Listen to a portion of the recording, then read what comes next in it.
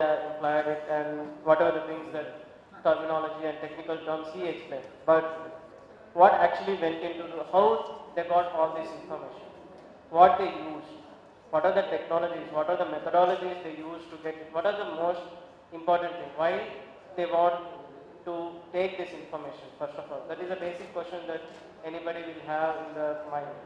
But so this is the content of the presentation, information warfare. What I am presenting is the first content, that information warfare. And we are, tomorrow there will be another presentation, case study of Lepakshi. We went to the Lepakshi and we inquired most of the things on Lepakshi, how it went, and we did the ground studies, how and why they are interested in our archaeology. So that will be presented tomorrow. Methods in research and conclusion, that is a part that I am covering. What is the objective of the thing that Lepakshi project we took upon? The main project is to know the ground reality, what we are speaking. Speaking, teaching and telling to the people is one case, one side of the coin. But another coin, other side of the coin, that we have to present the real reality and a ground level reality where the people are suffering and people are really facing the problems. Real knowledge, actually, ground knowledge. The ground knowledge only comes when you penetrate into the people, when you go into the people, and when you wear the shoes of other people. So that's what we did, and that's what we go into the running into the and existing knowledge and information. This is a photocopy that I took from the US Defense Academy. They have a particular doctrine of warfare they implied into their national security policy, that is called information warfare and strategic information warfare. They named the strategic information warfare as information technology, and we only learn the technology part. In India, nobody don't go into the politics of the engineering, but they do. They do the research on the politics of the technology. That's what they do. So they structurize brilliantly. The thing is information technology and international politics, critical infrastructure or cyberspace. Critical infrastructure. What is critical infrastructure? Critical infrastructure in India can Google it like anybody. Anybody can find national security doctrine, can contact me. Like can tell me that where they can find a national security doctrine of India. This is one of the US national security. Even the Pakistan has national security doctrine. Even Vietnam has national security doctrine. But the country of 1 billion population, we don't prioritize what is our security. We are securing the population, borders, what we are securing. There is a big question mark in overall national security of India. So now I am taking the critical infrastructure. There is no definition of critical infrastructure we have implied in India. Critical infrastructure is basically whatever the structures that will, like basic needs like water, food, health, everything, information, technology and internet, everything is a critical infrastructure, because the whole population of any living beings are depend upon that. So that is very criticality. So according to that, they prioritize the critical infrastructure. They prioritize the critical infrastructure as the internet. Internet is the main tool of whatever the thing after 1989, when the digitalization of the world came, when the analog devices went into the digital devices. They thought that we have to secure the information. Unless we control the information, we can't control the population, because information is the main thing that the behavioral structure of the human beings depends upon the information. So unless we control the information, we cannot control the population. This is exactly called the information warfare. So they went into the cyberspace. So then the thought that warfare. So international politics and warfare, they termed as a strategic warfare, and information technology into cyberspace, they called it as an information warfare. Then they clubbed each and everything, the two things, and they called it as strategic information warfare. This is the main policy of US national security doctrine of next 100 years. And they are doing it on the ground level, but now they are doing it through internet. So the operation where it begins, mainly information warfare. This is the two case studies that I took, that two case operations in the history that I took is Operation Paperclip, where they thought that not only the information, the people who have the information already are also very critical. So under the Operation Paperclip, what USA and Britain did is like they kidnapped, they took entire German scholars and they shifted to their countries to research on the different acoustic technology and nuclear device, at that time space technology and nuclear technology and different technologies, whatever the things that we don't have in India, they studied during World War II. So this is the operation they did for the people, and they carried the people from Germany to USA and Russia and also Germany, because they thought that unless we have the people who already scholared in those fields, we cannot do anything because they already did. So kidnap them and we'll do the devices and we'll sell to the developing world or whatever the worlds that they are seeing. So Operation Paperclip is done by Britain and USA. Operation Backfire is did by the Germans and Russians also. So Germans also, like Russians also did it, and British did it, Russian did it. So these are all the colonies, they structured it very well in World War II only. How important is information? How important is the science? So this is the operation they went in. So they called it as, now we called it as electronic warfare. So because after digitization of the computers or digital, once we entered into the ones and zeros of the, once we moved into the analog devices to the ICs, integrated circuits and different things, we went into the digitized world. So then the thought that we have to do the electronic warfare, we have to control the devices. First of all, in India, we produce 15 lakh engineering students per year. Per year, we produce 15 lakhs engineering students, but Switzerland has the whole population of Switzerland is around like 20 and all. And Switzerland stands at first place at Global Innovation Index. But we stand at 267, the rank. So the whole population of Switzerland that is 20 and odd, and where our engineering population is on 15 lakhs. So you can see that where we placed in the entire information warfare, information and information age. So they particularly thought that we have to do, these are the words that I taken from, in India, we don't name electronic warfare. We don't have a field of study of information, electronic warfare or information warfare. So then they thought that how to commodification of information. So not only after you take the information, what you do, you want to sell it, or you want to consume and market it. So how do you market it? Like recently, you can take that issue of Neera Radia. So what she did is she collected the information from the different calls like Tata, Ambani, and different companies that is under the corporate espionage. So what she did is she collected the critical information, what they speak and what their business interests and what are the policies of government and everything. Then she stored it in the device and she called everybody that I have your information.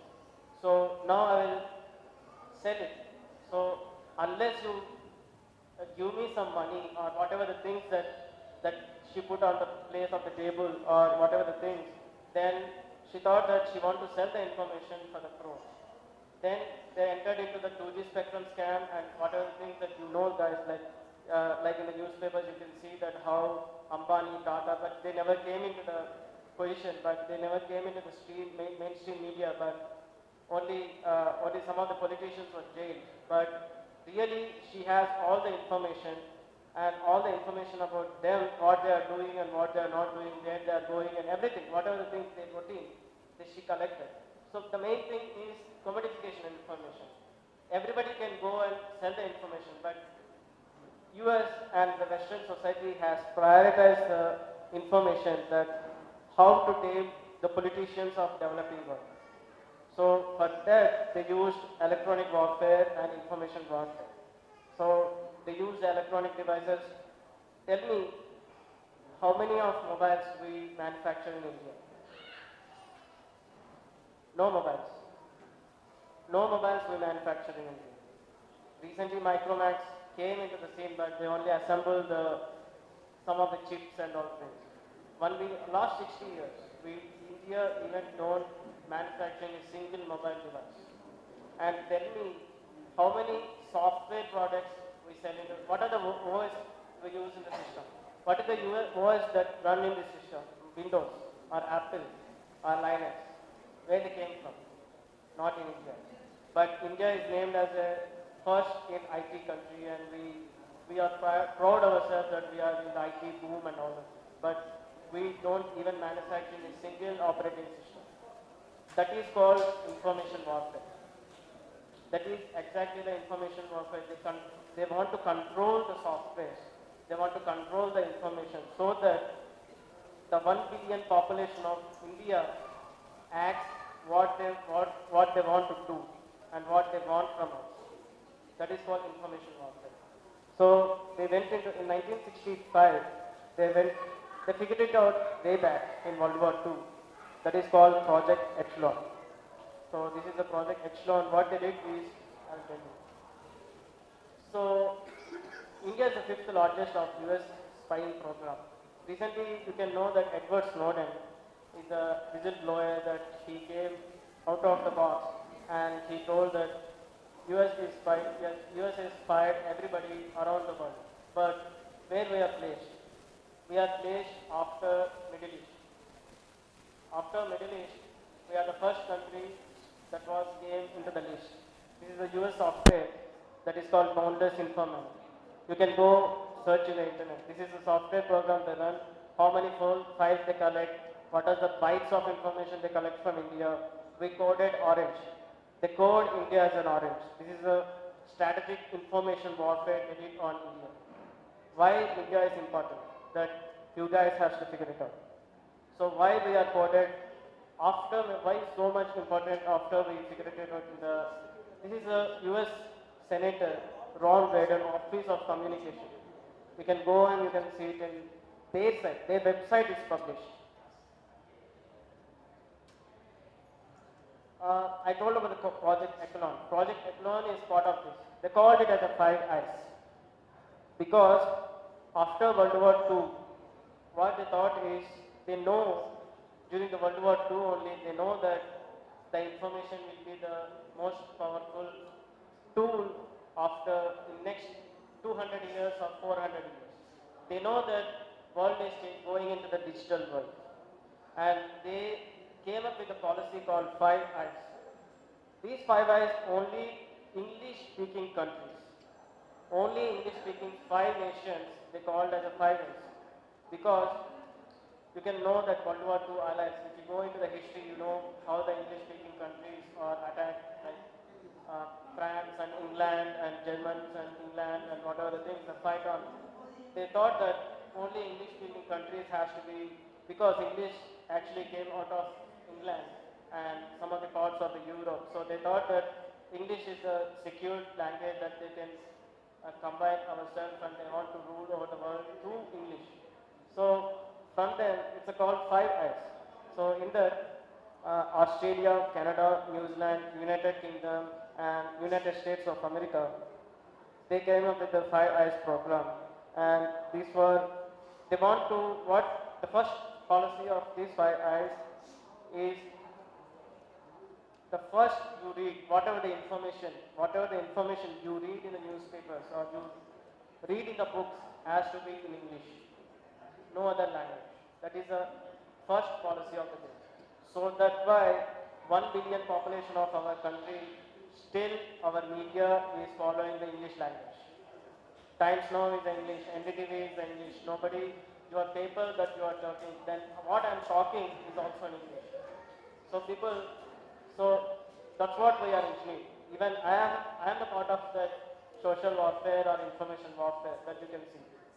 So, next slide. So how they want to, the first, again the next policy is, they want to control the electromagnetic spectrum. So this is the photo that I took directly from the National Security Doctrine of US. So this is what I can share with you people. You can go take the issues, what are things that they are controlling. They even can tap wherever the locations, geolocations, geo voice, your real-time motions, everything. This was published in 1965, not now. And now they are implying, now you know that GPS, wherever you travel, they can know it. So, if you civilization like civil society or civil population, if they follow the same company mobiles and foreign company made mobiles, it's no issue for them. But if our politicians use those mobiles and those devices, what if they know our policy before you? That means they can bug your phone, they know your locations. If your PM what he's talking in the National Security Cabinet meeting, if they know before that, if they tap the locations and if they know what is the routine of your PM, what is everybody is doing in the cabinet meeting, cabinet ministers. Even our cabinet ministers, they use Nokia phones, iPhones, and Samsung, everything. They can bug any of this mobile because they are their devices. And Edward Snowden told clearly, after that everything also we follow the same thing. This is called information warfare.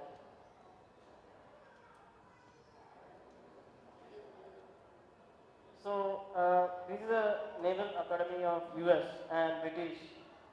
What they did is, this is the concept model they told as a concept model, but we don't know that they implied it or not. They want to do the software programming of genius quotient. It's called genius quotient. What they want to do is, it uses the concept of historic figures, factors in the current context.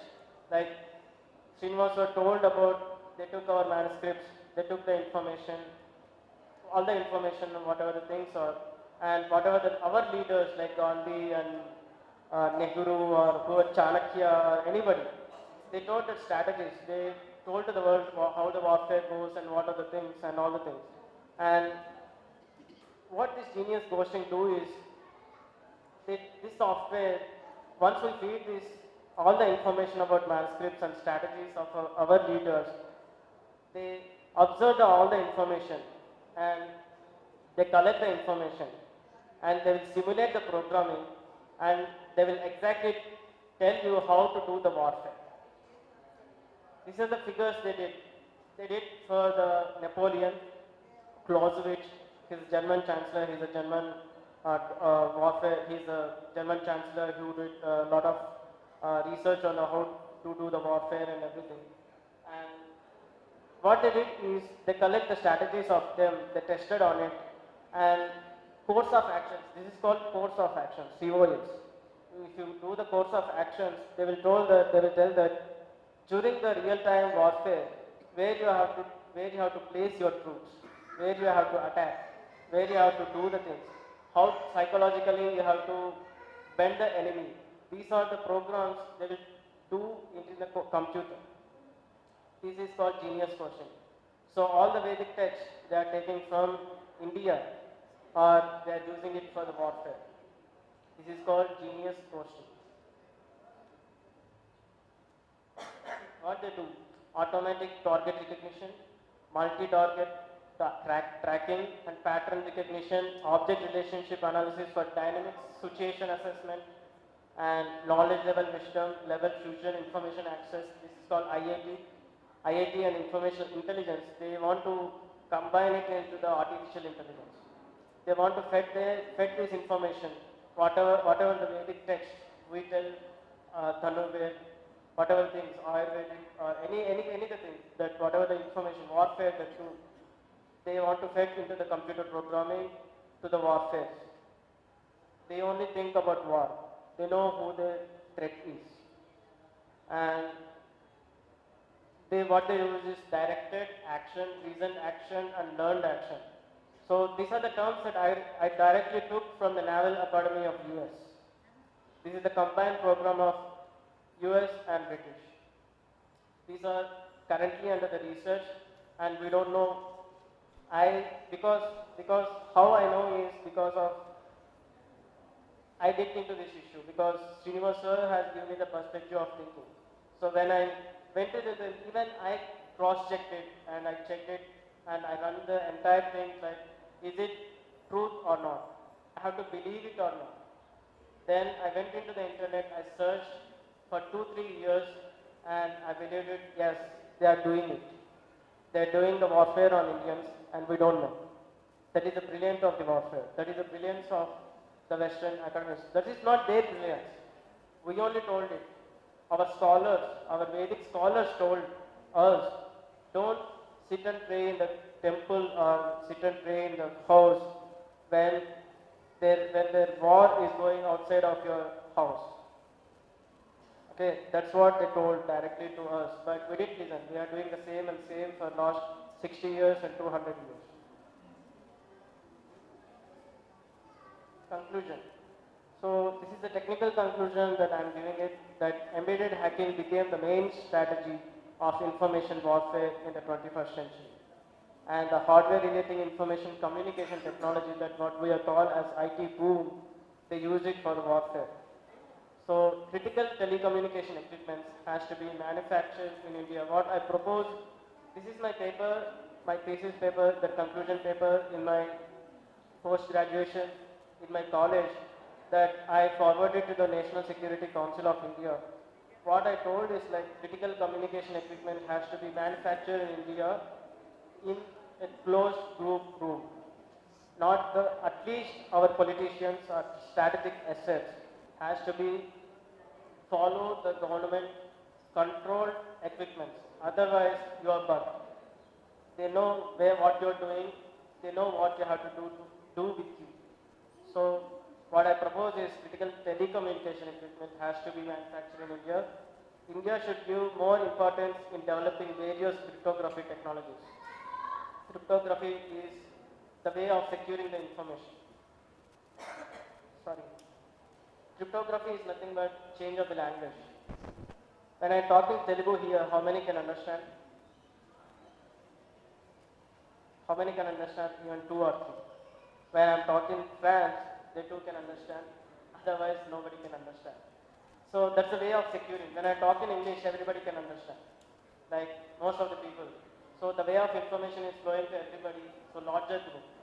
So when I'm talking in Telugu, only few members will understand. So the way of securing the information is how you talk, in which language you talk. That is the main tool of the cryptography. So they are experimenting with this. They want to develop the translators.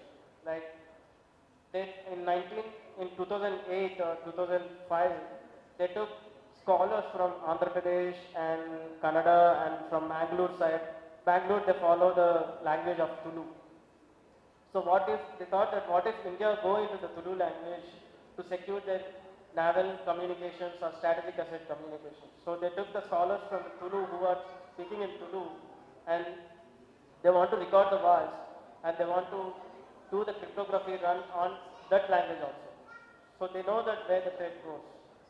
So what I propose is India has to concentrate on the native languages like Kannada, Tulu or whatever the dying languages. Protecting communication infrastructure and strategic communication must be the center of India's overall grand strategy. If anybody can find me what is India's grand strategy, I will leave from here right away. Everybody, like me, Shri, Srinivas, everybody will walk out from this field and will tell everybody that we are wrong.